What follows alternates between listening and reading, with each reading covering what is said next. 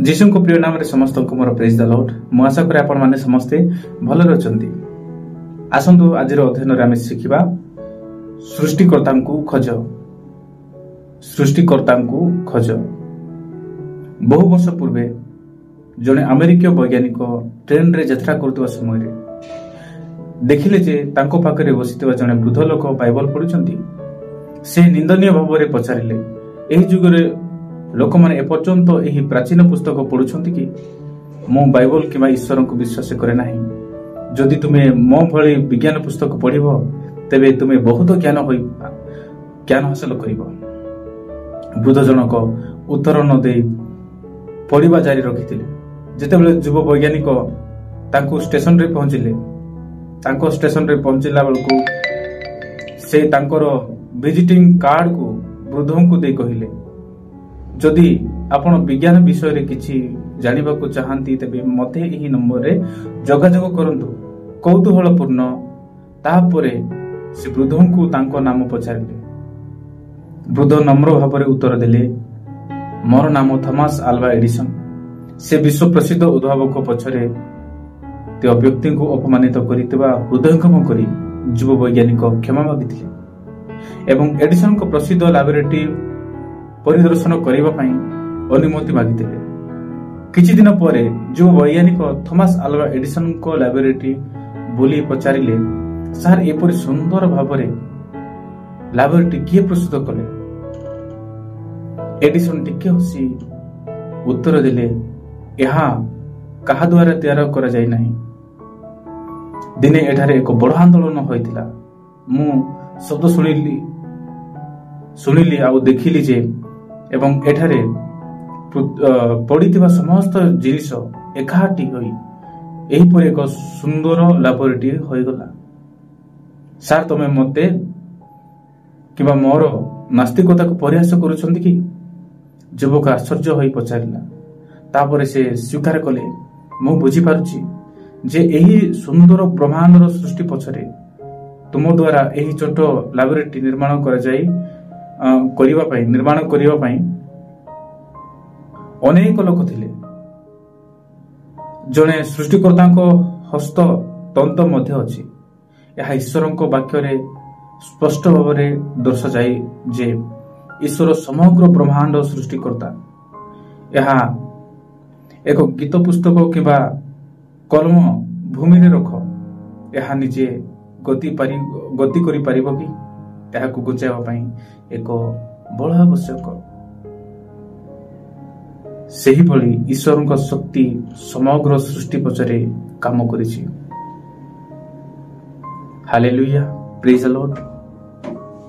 आमे देखि पारछु एक वैज्ञानिक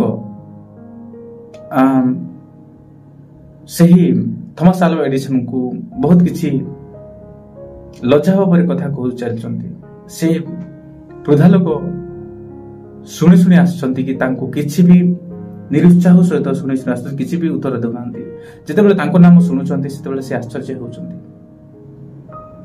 आज मोर भाई और भणी माने मु कहबा को चाहे, जदि आपण को गां रे किबा शहर रे किबा जे कोनोसी जगह रहंतु ना काहे कि ईश्वर को विषय को जदि आपण माने जानंती ताहले बाइबल को आपण पिलामानंकु निहाती पढ़िबा को सिखाइबा आवश्यक अटे।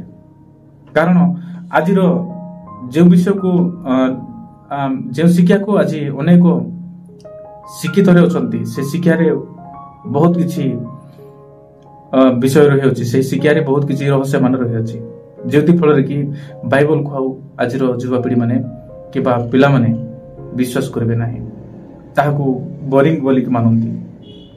ताहा जहा फल रे कि सेमानक पई बहुत किछि पाप पड़िबो, जहा कि ईश्वरंकर पई ताहा दृष्टिजनक नुह। सेति पई आज आपण मानक निमंते एक मु गोटे पद वाक्य रखिबा को चाहे। यूहन्ना लिखित सुसमाचार 1:3 पद रे लिखा जाए, ताहांक द्वारा समस्त सृष्ट हैला, आउ जे समस्त सृष्ट होई अछि सेथि मध्य गोटे सुधा ताहांक बिना सृष्ट होई नाही। आज आमे एही प्रकार अनेक बाइबल रे अछि ईश्वरकर विषय रे। आमे जहा भी देखिबा ईश्वरकर बिना किछि भी सृष्ट विषय को देखिपर ना जोटा कि ईश्वर द्वारा सृष्टि हो ना सब विषय को आम देखिपार ईश्वर द्वारा ही सृष्टि होइछि।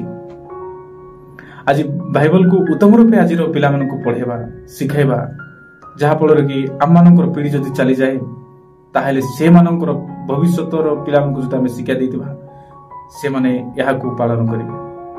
जदि यही बाइबल पुस्तक को आम जदि छाड़ी देबा ताहले से माने निजर ज्ञान रे ज्ञानी मना हे अनेक पथभ्रष्ट हो जिवे।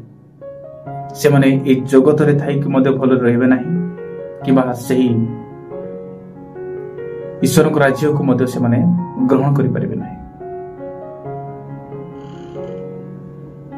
सदाप्रभु वाक्य कहे आ सदाप्रभु कहती मो पथ सत्य और जीवन म देही न गले कहीं मो पिता को निकट को जानते ना। प्रिय प्रभु जीशु ख्रीष्ट आम निमंते एक बाइबल दे आम को पथ दर्शाई से पथ को आज पीढ़ी मान आम उत्तम रूपे शिक्षा लाभ कराइबा।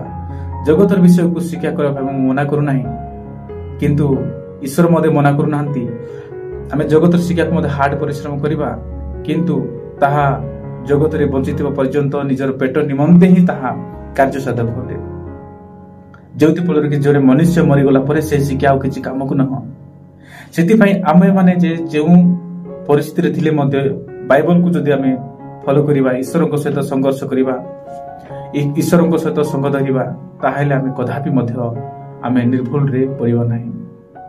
मु आशा करे आपण माने किछि बुझी परिथिबे। एही पठित वाक्य द्वारा सदाप्रभु हम समस्त को आशीर्वाद करतु। आमेन।